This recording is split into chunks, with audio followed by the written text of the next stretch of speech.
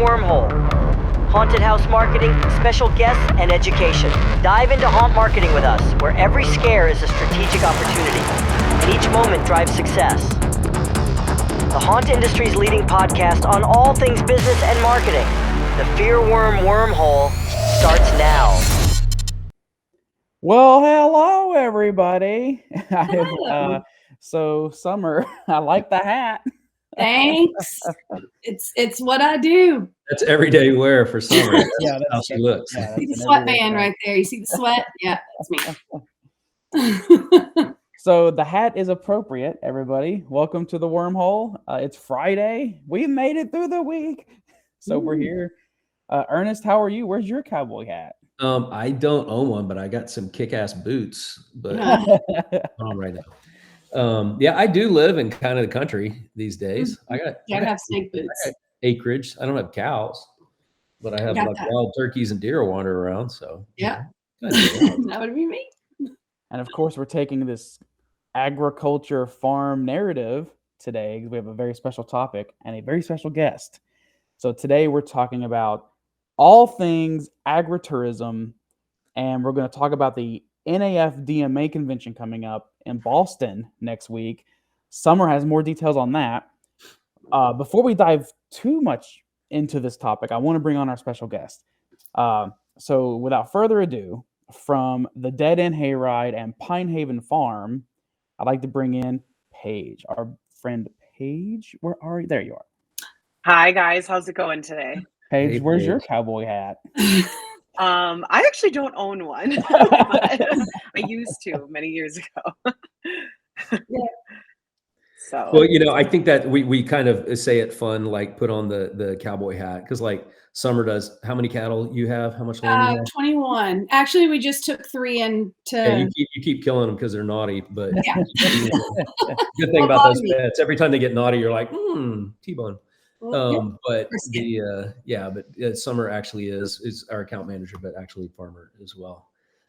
We say it kind of patronizing, but we're talking about agritainment, agritourism, which is beyond just being a cowboy, right? And a hat is a tool. A hat is very much a tool. Okay. Sun, you don't need it. It's a tool. Well, we're happy to have Paige on because she's got a lot of experience in this category, cowboy hat or not, on what it takes to make a successful business in the agritainment industry, agritourism. Agritourism is the term that like the NAFDMA is using for the convention next week, but they're kind of interchangeable with agritainment. So just and edutainment is another edutainment. Edutainment, agritainment, I haven't heard that one. Yeah. Well, the whole idea is using agricultural facilities, right? Whether you're a farm, you're a winery, you're the lavender farm, the wild seed farm, whatever it is and then generating revenue from entertainment sources on that property or education, right? We're teaching the kids how to milk the cows. It could be a winery, but it's not the business when they sell wine off in the case. It's people coming to the winery, having dinner and getting their dogs barking and having dinner and buying their wine there and doing their wine tasting or staying there or throwing a wedding at the winery or going to the lavender farm or, whatever the entertainment. It could be the haunted trail on a farm is agritourism, agritainment, as well as the family, what can you do on the family? Or a Dead End Hayride. Yeah, but we use tractors. Yeah. We use tractors. It's on the family farm. It's on the family farm. It's involving agritourism.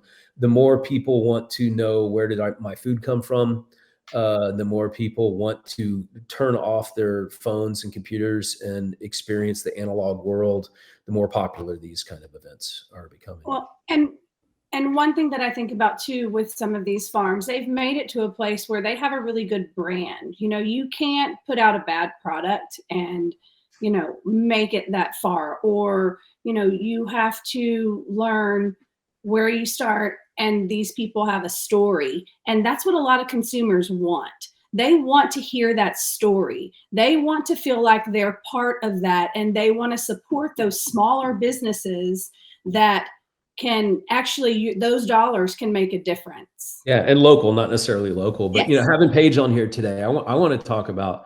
I'm like totally taking over Tyler. Tyler's like, I appreciate you being on here because I want to talk. A lot of people don't understand this category. You know, we work at FearWorm, we work with a lot of haunted attractions, but also a lot of haunted trails. A lot of these are on farms or pieces of property. And then we've started working more and more. We always have, but with some of the family farms and those types, you know, different types of varieties of events. And I've done some with my other firm as well. So I want to talk about it kind of broadly as a category and your experience and your success with it, as well as challenges in making this, you know, a business. But some numbers I read recently is last year, this is globally, the agritourism business was a $24 billion business, which by 2030 should be 30 billion. So again, that includes the wine, Wild. the breweries, and the haunted trails, and the family farms, those types of things. But that's not the wine sales they get from it. It's not the cases of apples they sell to the grocery store. It's the people that went there to pick their own apples and try the apple cider, right? It's that on the ground experience, which is growing. And a lot of our, for us benefit, a lot of our clients or prospects are people who have these farms. And maybe they do a haunted trail there, or maybe they do a Christmas event, but they're also thinking about, like, what else could I do?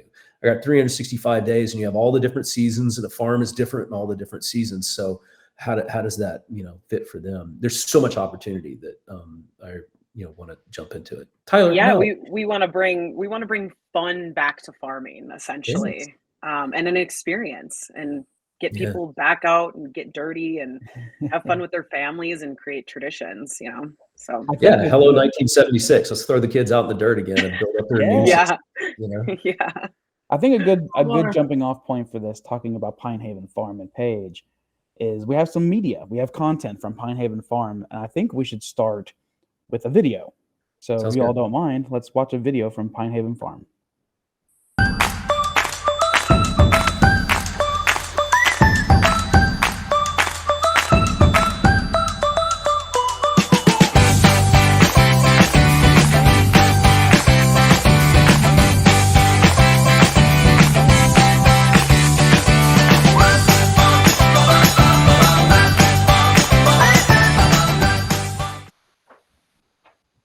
It's so funny, the apples going into the apple cannon. Our vendor told us, he's like, we make more money selling apples to farms that shoot them than people who actually eat them. And so God. I just remember that when Pine Haven Pete was loading the apple in.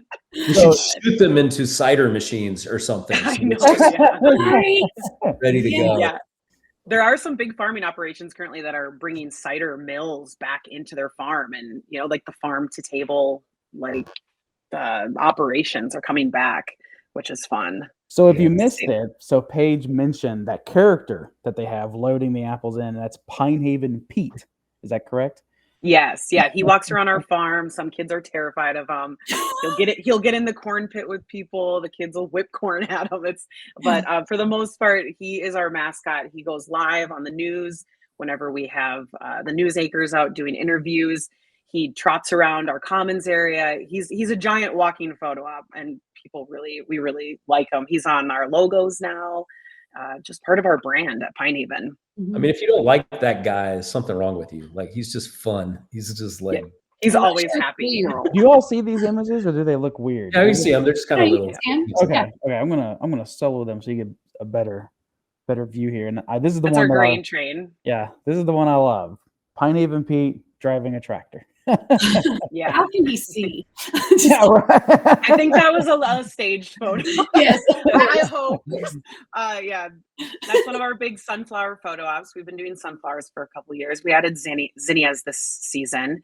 But creating that interactive photo op that people can post for their friends and family to see is a big part of our operation. That's our apple cannons, our apple blasters. So you buy buckets of apples. Fun.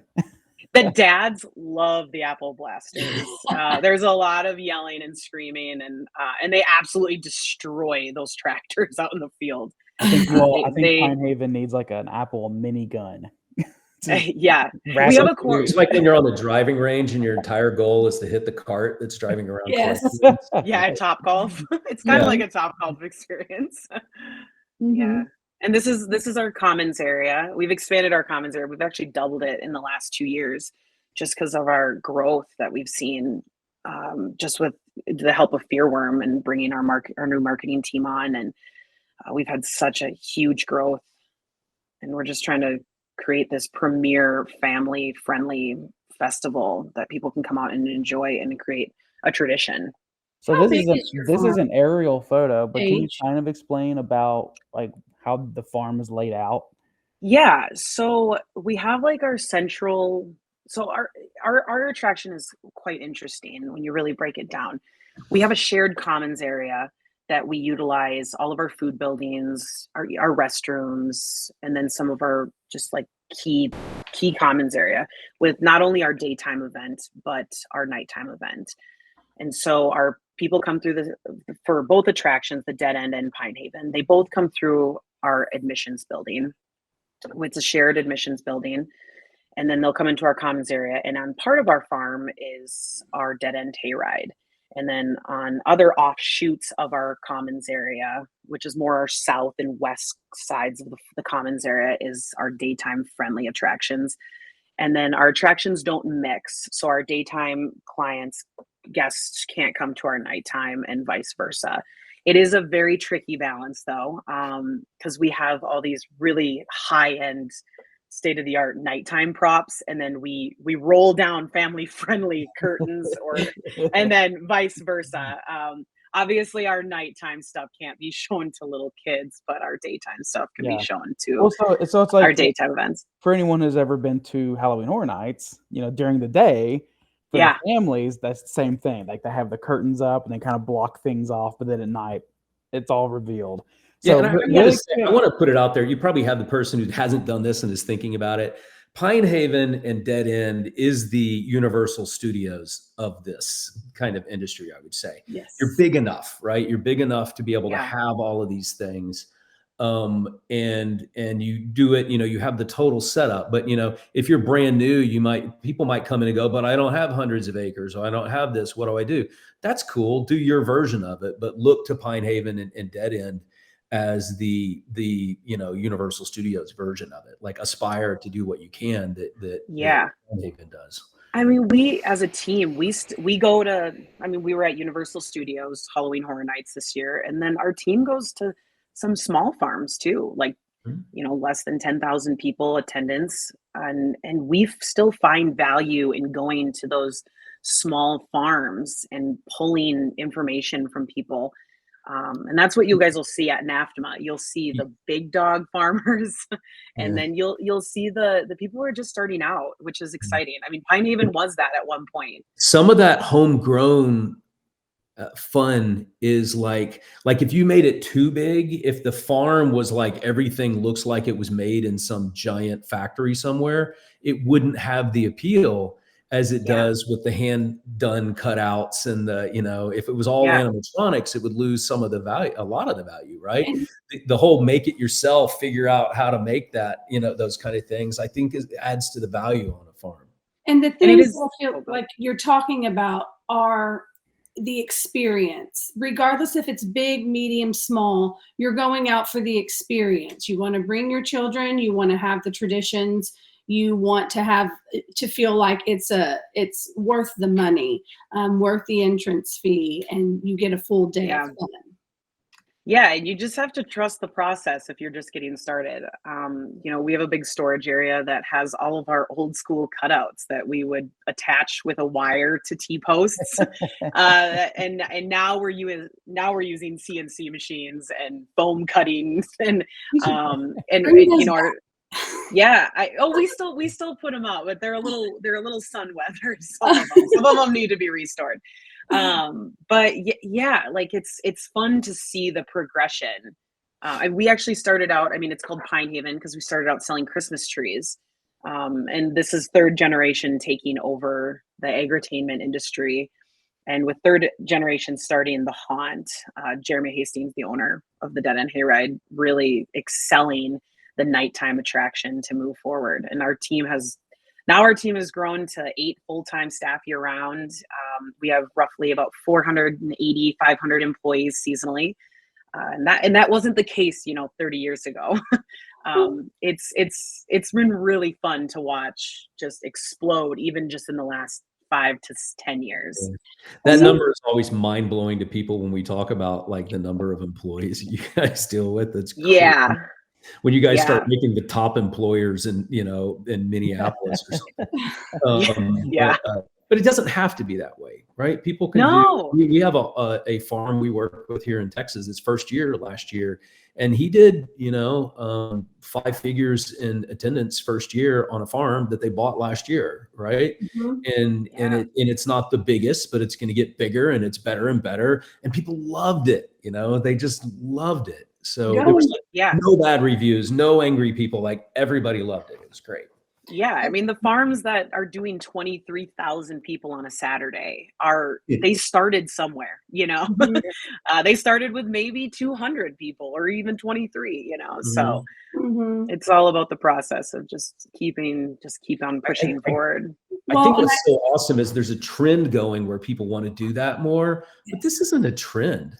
I'm 53 years old and I used to go to the stuff when I was a kid. I have a 25-year-old son that we used to take to Sweetberry Farms up in Marble Falls when there were 200 people there in, 2003. I had a surprise child. So I also have one that's 13 years old. We took her, 15 years later, and instead of 200 people there were 5,000 people there. Yeah. It just grew that much. But as long as you keep the authenticity of it. Yeah. Then it's okay. You have to deal with the crowds and stuff, but we love it. My daughter loved it and everybody loves it, right? These are things that people there's just smiles everywhere and you don't have to fake it to make it happen. Yeah. On my way to work, I drive by a little pumpkin patch operation that I went to as a kid. And I love seeing people out in the field. It's a free attraction.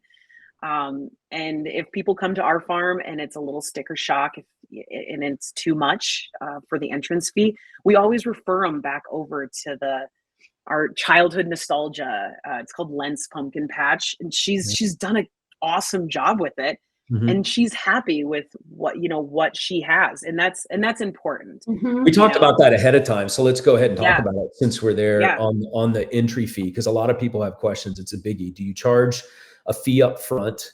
Like, here's $20, do all you want, stay as long as you want. Or is it's free and buy tickets, carnival style, to do what you want to do? And you guys do the ticket price up front, which we mentioned can be a little bit of sticker shock, but really if people think about it, it's probably actually a good deal on your end. Yeah. So it's transformed over the years. So when Grandpa Hastings, first generation started it, you just came in, you found your Christmas tree, and then you paid for your Christmas tree as you were leaving. No entrance fee, nothing like that. And then we moved into pumpkins about 30 years ago. And it was the same thing. You come in, you get your pumpkins, you can play. And then now in the last, 10, 12 years, roughly, we've started adding the entrance fee up front. It started out very small because we couldn't offer, a big entrance fee to start. But our theory on it is, we don't want people pulling out their credit cards and feeling like they have to just like buy, right? We have paid attractions and we have several food buildings that, you have to pay for while you're inside. But for the most part, you can get on the pumpkin trolley for free. We have the jumping pillows, we have big slides, corn pits. So once you're in, whether you're, paying for a consumable like our apple cannons or our corn cannons or food, everything is included.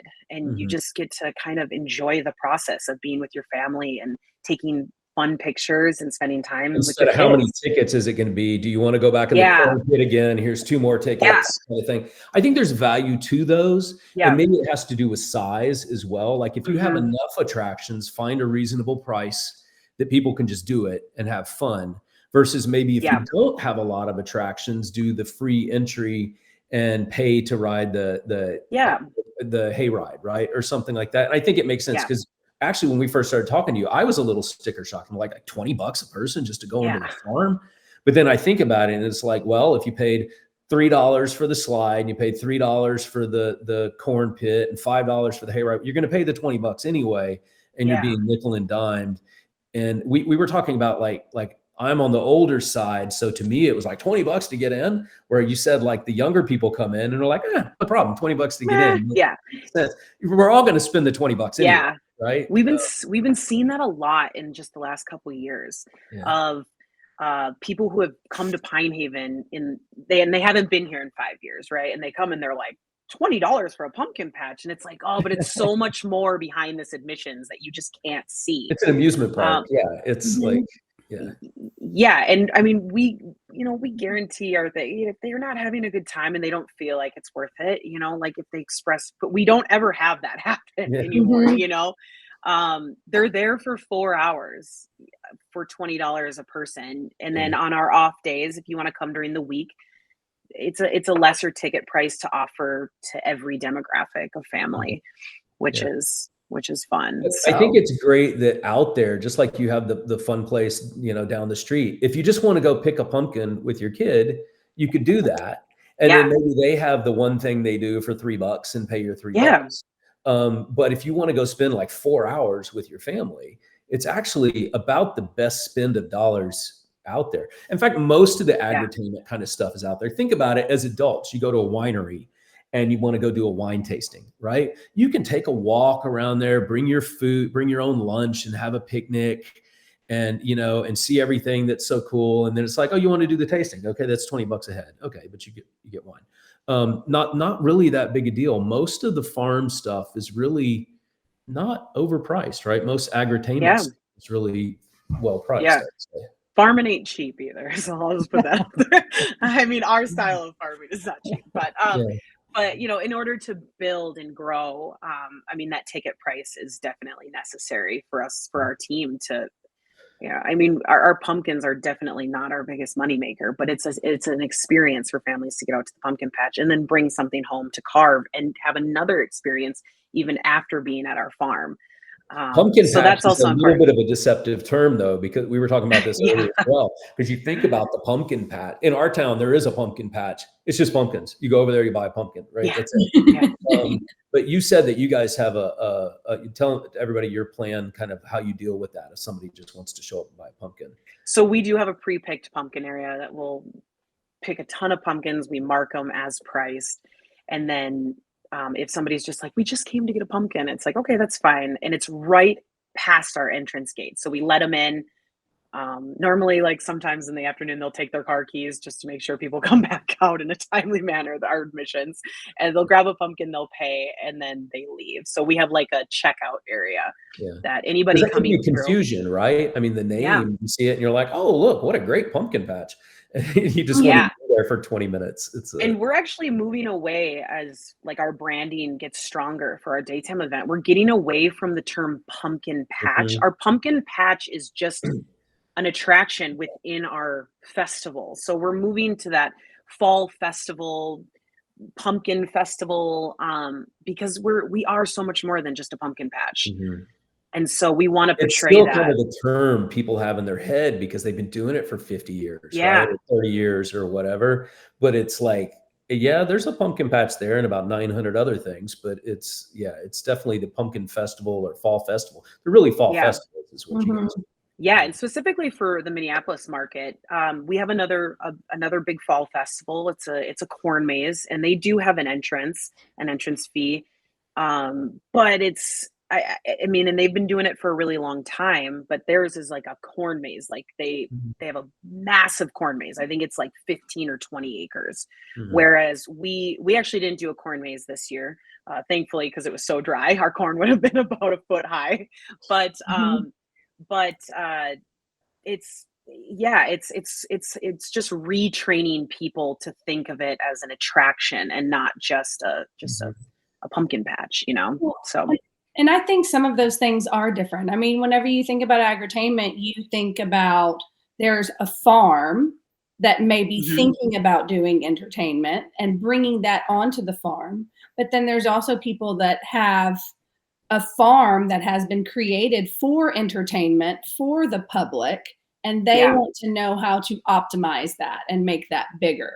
So, we're seeing that a lot within our peers is they're taking dairy farms over from their parents, and it's just milking the cows isn't cutting it anymore, just because everything's gotten so expensive, and maybe they don't want to be a farmer, a traditional farmer like their dad or their grandfather, But they don't want the family farm to go away either, but they right? don't want to lose it. Yeah. Yeah. So, and our farm is on third generation, it's the Hastings family, and it's been passed down, and the keys are almost getting tossed over fully to the third generation. And Wow. it's fun to watch, like the second generation is just like, wow, you'll see them standing in the commons area, and they're just like, this is exploded, this is great. So, But I love seeing that this is able to exist, that the family farm doesn't go away, or that you yeah, don't have to give it all up, or you can find another reason for entertainment. Here in Texas, there's an area out by Fredericksburg, a wine,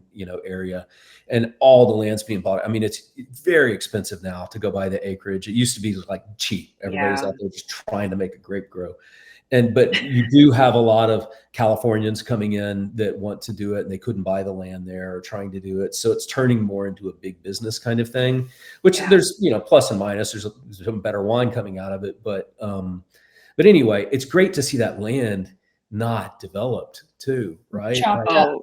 oh my Yeah. gosh. Keep that. Oh, Keep the we're land. on 160 acres, and in even just in the next 5 years, I mean, right now it's even primo real estate. Mhm.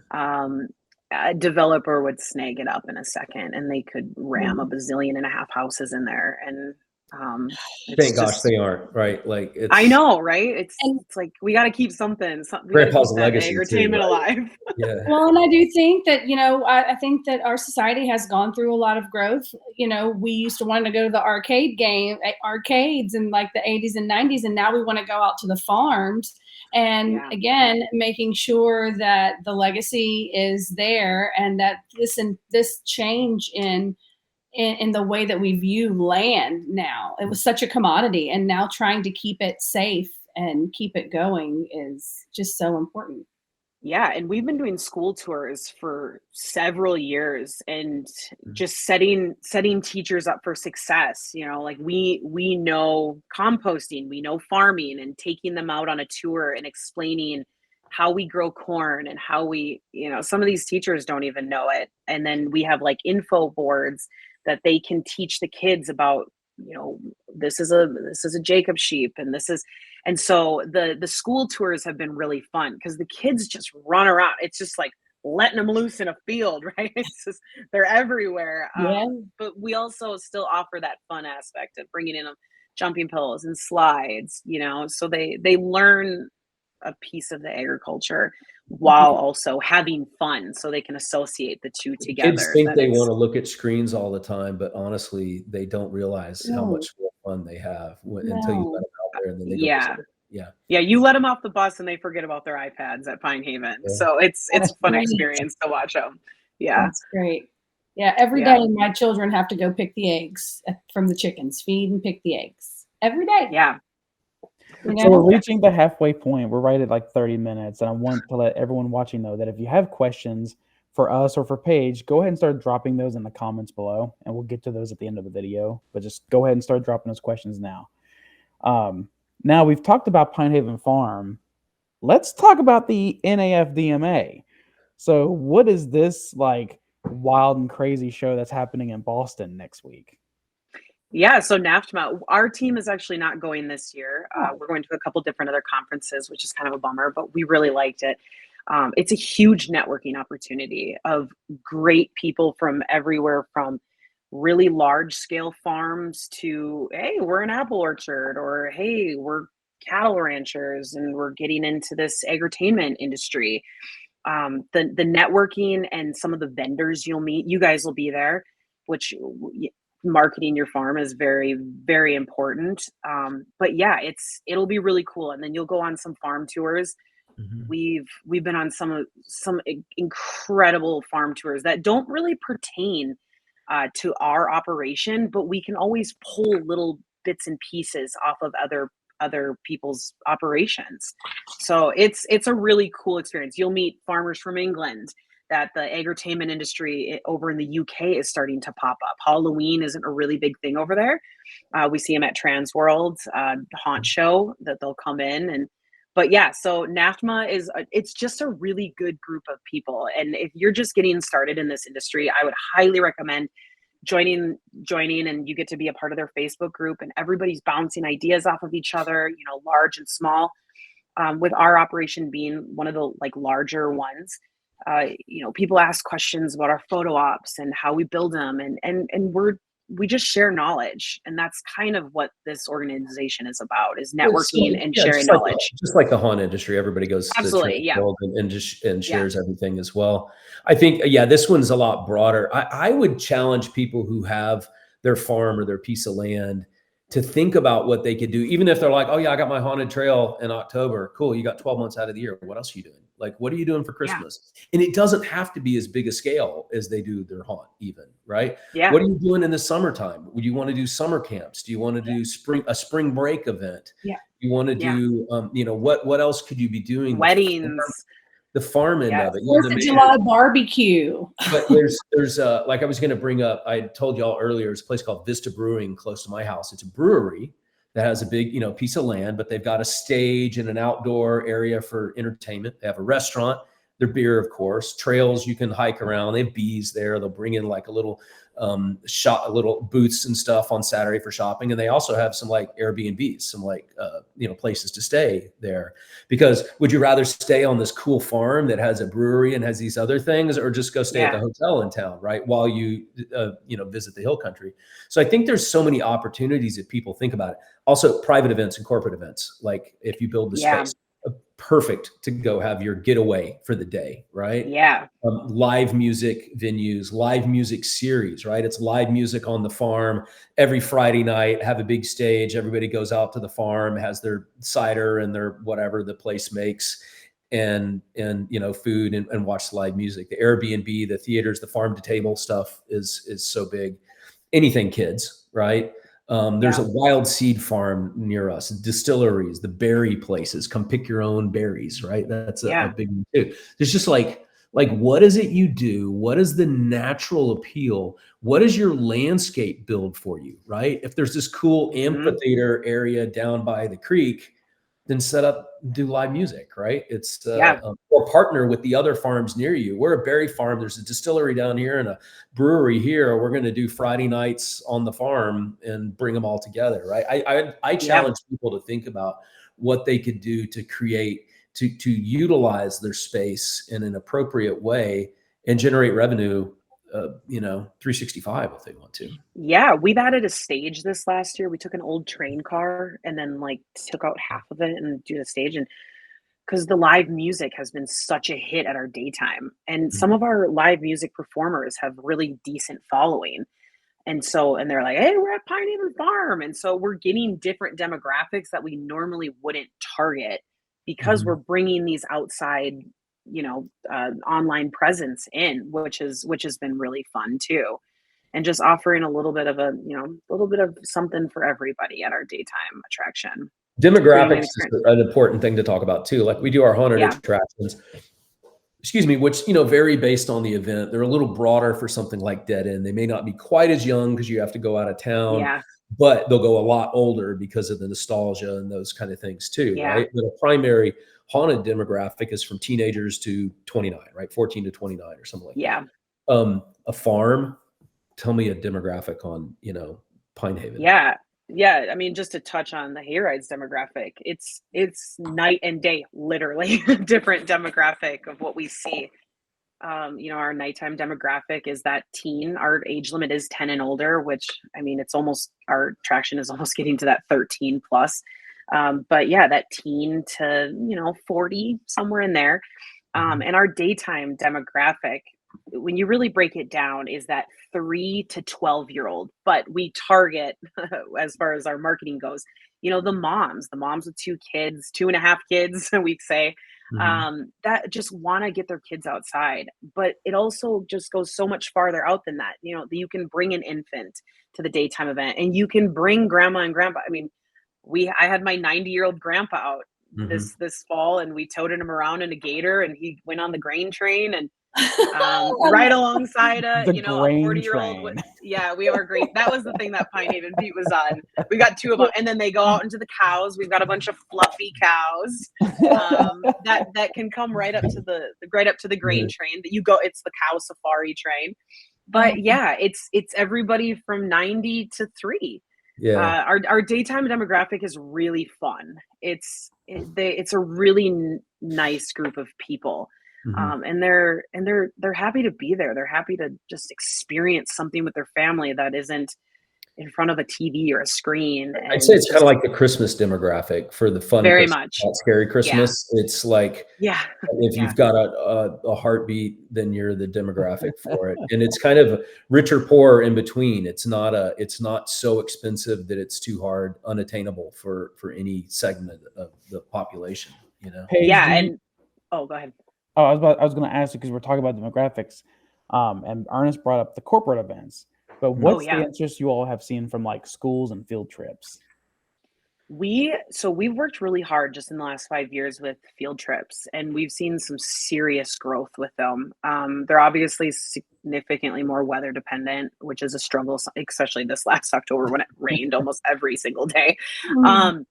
But yeah, we've just been having like a lot of teachers come out. We try to set the teachers up for success by offering the available curriculum that they can. In Minnesota, they have to submit a field trip form. So we set them up. We found the curriculum that fits our farm, and people have been coming out. I mean, it's a full day. The kids get off the bus at 9 to 11. And then they go home around 1 or 2, and they eat lunch on the farm. So we've got picnic tables everywhere. It is a little chaotic sometimes. That sounds awesome. Yeah, our biggest field trip day this year, we had 1,000 kids on the farm. Wow. Yeah, so it's the buses. It's a little intimidating sometimes rolling up to the farm, and there's 10 school buses in the back lot, and you're like, oh. That day. Do you mind me asking? So like you said, you found the curriculum. What is that curriculum that kind of fits into the farm and the field trip? Just that, I mean, I'd have to look it up. We have it on our website, but just like the animal, like learning about animals, because we offer our info boards and the agritainment or the agriculture portion of it, of learning, like science of growth and stuff like that. You have to provide, in order to get kids out of the classroom, you have to provide some level of education. Right. And it might be different in every state, but we've seen a huge, we have homeschooler co-ops that come out. We see a lot of those kindergartners to 3rd grade. And it's just, and teachers talk. So if the chaperones get off the bus and the teachers are, chasing the kids around, and then we bring them out, and they get to bring home a pie pumpkin. They're about like this big. So you get the day at the farm plus the pumpkin is awesome. A part of the attraction. Yeah. And what good grassroots marketing too, I mean, these children are going to have a wonderful experience, and then tell their parents about it if they haven't come. I'm sure that's going to keep their interest on coming as well. Yeah. And this year we've seen, so we offer the families and other siblings to come as well. And we have seen such an uptick in mom and the brother coming, with the field trip. So that's been great. And our corporate events have grown a lot just in the last couple of years as well. I mean, we're talking about putting in, massive pavilions that, these corporate events, we started with, 5 bonfire pits and picnic tables, to now talking about putting in a massive sheltered area for these corporate events that bring 200-300 people out, and the companies will pay for everybody's attractions, plus like a punch card that they can prepay paid attractions, so that their employees and their families can go out and enjoy the apple cannons or a donut from our donut building. And I love the donut place. Yeah, the donuts. It sounds like we need a company trip up to Pine Haven. I'm thinking I think you guys need to this year. I'm thinking you get some padded outfit and like have the boss run around in it for charity and shoot No, Jeremy just drives his Segway around. So that's the new thing. All of a sudden, you'll just see Jeremy. There's right? It really is a testament to the fact that if you build it, they will come. And again, what you're seeing with the news and this industry in general, how it's blowing up, there's room for a lot of people to do this. The interest is high. Yeah, it's fun to get people out on the farm and get a little dirty, and then see the kids either crying because they don't want to go home, or I took a picture of a little girl sleeping in a a wagon with a pumpkin this year, and it's fun to see the kids just absolutely smoked after they leave. Some of them don't want to leave, and some of them are sleeping when they leave. Well, either way, you really want your kid to be the one wiped out when you leave. Right? Yeah, that's the not best. screaming. But there's no space left in the industry for Minneapolis, though. It's toast. I mean, there's no room for anybody else to come in. Lots of room. No. Yeah, exactly. Yeah. We talked about demographics. We talked about the corporate events. What are you guys doing for food and like food and drinks and things like that on the farm? So Jeremy and myself are big foodies, and then we've been trying to add a new food building every single year. So some of the foods that we offer that we started with are mini donuts, which are really big in Minnesota and the Midwest. We have funnel cakes. We have a little Susie snack shack that offers, macaroni and cheese and pretzels and nachos and stuff like that. And we have a fry shack that does chicken fingers and French fries. And then we've started to expanding into those homemade foods. We have a big donut building that does a specialty donut every week and blueberry and apple cider donuts, and with those traditional farm donuts. We have money. Take it all. I know, right? That's why we sell punch cards, so that you don't take out your wallet every 5 seconds. And then we've got a grilled cheese barn. We've got a cinnamon roasted nuts trailer. We've brought in other food vendors. We're putting in a coffee building called the Jittery Goat. We try to brand all of our food building, Farm Fresh Donuts and Blue's Big Cheese Barn. And our donut, we've gotten inspiration from other attractions in different markets, and our food buildings are built to fit our aesthetic. Like our cheese barn has a massive foam cheese that's like the size of a Fiat hanging off the front of it, and it's a barn, and our donut building is pink and green, and we've really started to we want it to be a really fun aesthetic, so that if you're taking a picture anywhere, it's beautiful everywhere you look, but it's also really good. I'm going to be busy this fall. I'm going to go sell food at the building here. You had him grilled cheese barn or whatever. Yeah. We're offering, I think, burgers this year, so that's exciting. Ooh, burgers. And we saw such an expansion in our daytime attraction, which our daytime guests are there significantly longer than our nighttime, that we were bringing in food vendors. We did a food truck weekend where we brought in other vendors. Because why? What happened? Laura was talking about that. Yes. And we just needed more vendors. Like our food buildings could not keep up with the demand. And so it's been exciting, The fun thing about that, though, you also have some various events throughout the year. So this week's a little different than the next week, like you did the dog week. Oh, right? Pups in the Patch. Yeah, we're trying to hit all the demographics. People always want to bring their dogs, and we're like, listen, not everybody are dog people, but we offer a weekend that you can bring your pup to the patch. We offer a flower festival weekend that was an absolute hit because we added, our 5 acres of zinnias this year, along with our sunflowers. We do a firefighter weekend, a first responders weekend. So we have all of these different weekends within our event that we cater to different demographics of people to get them out on the farm to be like, hey, like and we've seen like the Pups in the Patch bring out like a lot of just like 2 adults, right? And then they put their dog in front of our big photo ops, and that's what they want. They all want. It's all the millennials that have dogs. It's the fur baby weekend. That's what it is. Yeah. I think that's important too, because you can draw somebody one week and then draw them the next. And maybe the young 25-year-old couple that doesn't have kids and didn't have any intention of going there, you have the Pups in the Patch weekend. Boom, they're there. They want to go check it out, try some of the food, and bring their dogs for all the pictures, right? So it's a great way to think about multiple visits or multiple demographics and how you entice them. So I think that's really important. So I do want to start getting to some of our questions. Okay. Yeah. I know like there was our very first question that was posed was actually posed by Laura as FearWorm in the comments. And that was, Paige, have you ever played Pinehaven Pete? I have not. Normally I'm running around putting out fires with our POS systems or running root beer kegs to our root beer shack or whatever. But we do have a couple people that play Pine Haven Pete. If it's really hot, sometimes Pete doesn't come out. But no, I have not played. I've been in him before for like a photo shoot or something like that for the marketing content that we shoot on the off season. But no, I've not done Pine Haven Pete. So our next question is from our friend Amber, and she wants to know, what kind of challenges do you face marketing in small town areas without oversaturating your target demographic with ads? So that's interesting one.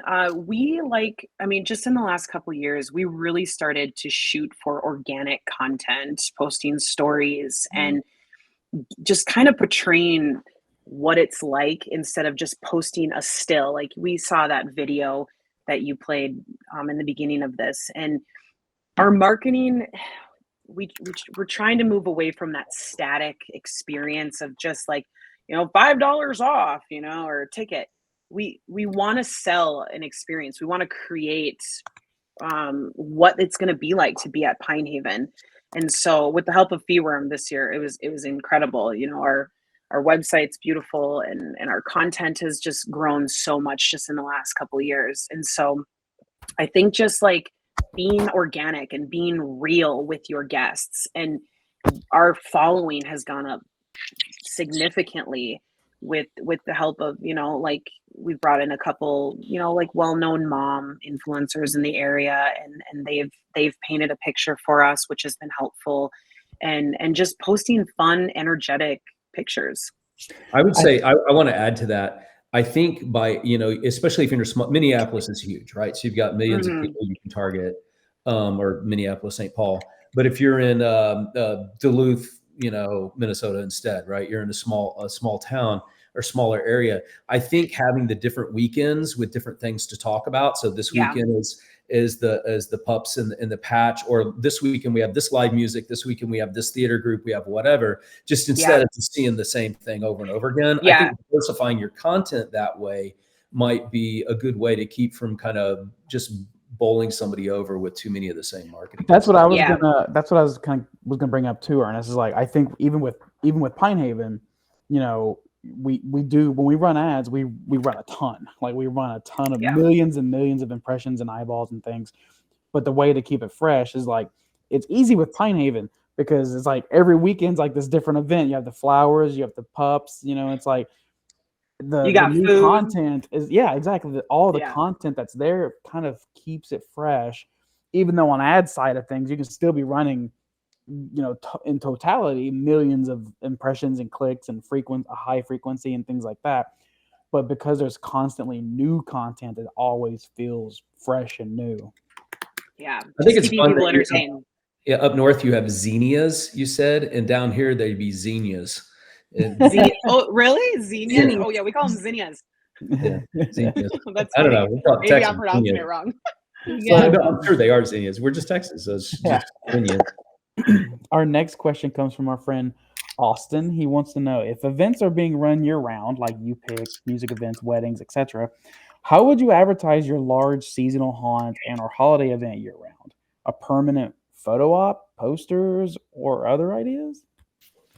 Yeah, so we don't technically run year-round just because our attraction is in the Arctic Circle in Minnesota.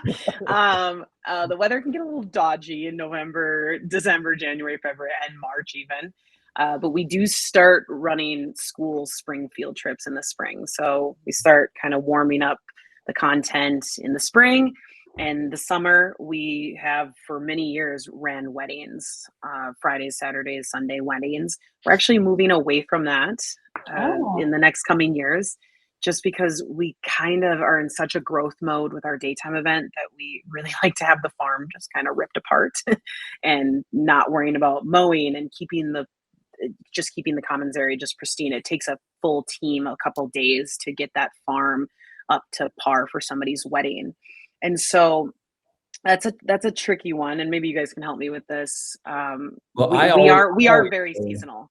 Yeah, I always say if you do seasonal events, building your database, number one, and then segmenting that database, because then you have people who have been to the farm for whatever it was during the year, may have not known you had the event. They know exactly where you're at. They've been there. It's Halloween. Come to this, to come to the haunt. Like that question was about coming to the haunt. Also, you could certainly put up some signage or some kind of permanent signage that says, "Did you know?" or something like that, the creepy character or whatever to do that. And then also social media, because if you have a reason to be running during the season, you're again building your audiences, cross-pollinating. You don't have to put the scary creature on your social for your farm to promote your Halloween event. Like, don't scare the crud out of the moms and the babies that are looking at that one or whatever. Not like babies are on social media, but you can let them know, Yeah. right? Because there will be a certain audience. So always building that audience is a great way to do it. Yeah.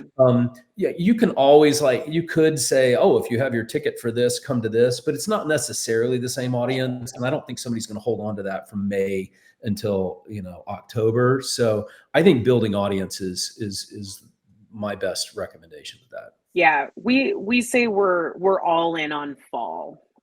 There's other farms that do Christmas. People have said, why don't you do Christmas? And probably because we all just want to sleep a little bit in November. We're doing six figures as far as how many people are coming through our attraction, which is incredible to think about. But yeah, we're not into Christmas. We love fall and pumpkins and scary all things. So yeah, we focus on that. We're good at it, so we're going to stick to that for us. But good question. So we have another question here posed by Laura from our team. And I think it's because she wants you to kind of go into the situation that ended up being awesome for Pine Haven. I'm going to highlight this comment here. It's going to be coming from FearWorm. But this is back during our food conversation. But she says we have to have Paige talk about the major crisis shift for Pine Haven this year when they had a water issue. So can you tell us a little bit about that? And what was the shift that Laura's mentioning? Yeah. So what ended up happening is we ended up putting in a commercial well, and we were having some issues with it. And so one thing that FearWorm helped us with was we shifted in a week time. Like, we had 4 days.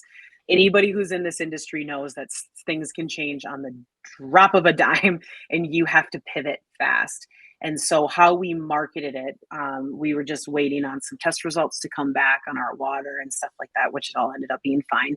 But how we shifted really fast was I got on the horn with Laura and I was like, I need your help now. And we brought in, I think it was 10 food trucks. And then we ended up really liking working with them. And we saw the clientele loved having even more options available. And so we shifted really quick for a weekend just to get through the weekend, because we knew we had thousands of people coming, and we need to feed these people because they're there for 4 hours. And so we did a flowers and food truck festival. and actually we pulled some new demographic of people that were all for it. We met other local small business owners that we probably would have never met through the food truck. And then we ended up having a handful of them stay out for the remainder of the season, which was really exciting and fun. And it offered a little bit more diversity in our food and our clientele, which was excited. And they also advertised that they were at Pine Haven and the Dead End Hayride the entire, hey, this weekend we're out here. And so, and some of these food trucks have pretty decent followings. So that it was kind of a negative turned into a positive over the entire always the best season. I know, right? The word of the decade is pivot, right? Pivot. So it started with that come March of 2020. So that's awesome, right? That's what we do every year, and there'll be some other pivot next year, and it's good. So I want to mention, we're running out of time. Anything new happening this year that you can talk about? Yes. Well, I can't really fully talk about it, so I guess I can tease everybody just a little bit. We have some really big things coming in addition to our nighttime attraction, and I'll just kind of leave it at that. It's a little bit more family friendly, but it is our nighttime attraction. Will have an addition to it. Do you know, this is a new question, do you know when this is going to be announced? Probably closer to the season? Probably this summer sometime. It's probably June or July when we're really starting to ramp up. So We're just hoping the FearWorm team can help us get the message out. Always. Yeah, it'll be really. Our team is so excited, and we're going to be bringing significantly more people on full time to help us just build this whole thing out and make sure it's executed just to our standards of our daytime and our nighttime attraction just as good. So we're pretty pumped. Yeah, So exciting. It's exciting for the market. Yeah. So also call out to the Minneapolis seasonal job market, right? Yes. Yes. We're Okay. always looking for people. We need about 500 people to manage this beast of a attraction. So we can't do it without our team. We have a very, very strong team. That's another thing. Beautiful. Build a really solid foundation of a team, and you can make anything happen. On Really. that, there was a shout out to one of your team members in the comments that I want to highlight, and that is Jake. And our friend Chris says that Jake is shooting some good stuff for y'all over there at the Dead in Hayride and Pinehaven. And Jake of, I think it's now Raven Realm Media, I think I got that right, who provided the photos and video that you all saw here on the broadcast. And he works on media, works with us, helping Dead End, both on the haunt side and the daytime farm, and he does great work. So and by shooting stuff, you mean video, not apple cannons. That's what. maybe both. Why not both? Yeah, Jake started with us with his photography and videography career about 5 years ago, and we really honestly couldn't do it without Jake. Jake has an eye for both scary real estate, concerts, daytime, awesome. nighttime, everything. And he's just awesome to work with. He does all of our content. He's getting so busy that we're getting nervous. So, but Jake, I hope we have a special spot. And now we just plug him again. So now he'll get more business. Yeah, I know, right? and we love to see him expand and grow. Like he's killed it. He's so good. So that's exciting. Well, I know we are about out of time. So everybody, Paige, thank you very much for being here. Thanks for joining us. Thanks for all the info on Pinehaven and introducing people to the NAFDMA, which I think is NAFDMA, is what you said? NAFDMA. Yeah, that's way too hard to say. For I know. For someone like me, that's a very hard thing to say and get through. Yeah. And if anybody has any more questions, feel free to reach out on Instagram or our website on the Hayride side. And I oversee all of our customer service and stuff. So, just let us know if you got any questions. So, and we'll be at the corn party in Kansas City and also Transworld. So you'll see our team bopping around. I think we're bringing 22 to Transworld this year. Woo! So we use it as an incentive program for our staff that does really good. So we'll be there, our whole team. So it's exciting. All right. Well, we look forward to seeing you. Perfect. Well, Sounds everybody, good. Thank you guys. Thank you, Paige. That's going to be it for today's Wormhole. We will see you in 2 weeks, unless we might pop in next week during the convention. Everybody, have a great weekend. You too. Thank you.